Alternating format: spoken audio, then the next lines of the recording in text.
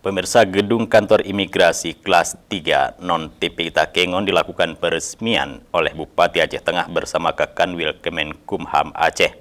Pelaksanaan peresmian ini tetap mengacu pada standar protokol kesehatan COVID-19 untuk mencegah penyebaran virus corona.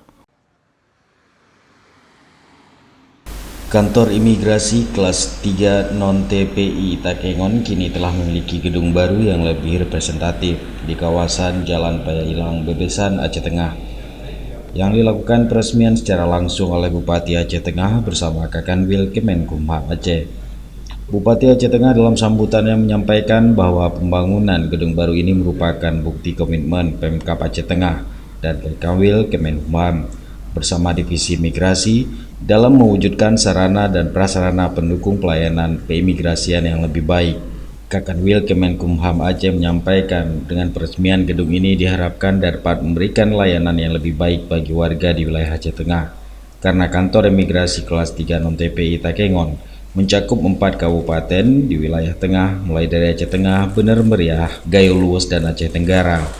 Sejak dibuka pada 2012 lalu, kantor imigrasi Takengon telah banyak memberikan manfaat bagi masyarakat di wilayah tengah, terutama untuk pembuatan paspor, apalagi pada musim pelaksanaan ibadah haji, sehingga warga di wilayah tengah lebih dekat akses dari sebelumnya harus ke Lok Sumawe.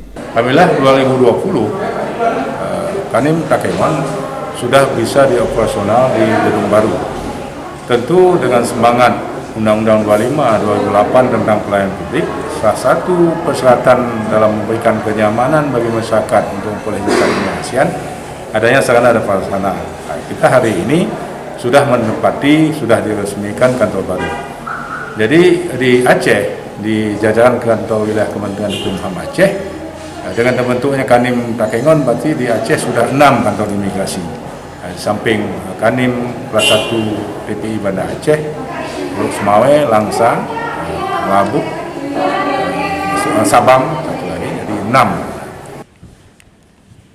Peresmian kantor imigrasi non-TPI kelas 3 Takengon ini menetapkan protokol kesehatan ketat kepada seluruh tamu yang hadir. Dari Aceh Tengah, Tim Liputan Aceh TV melaporkan.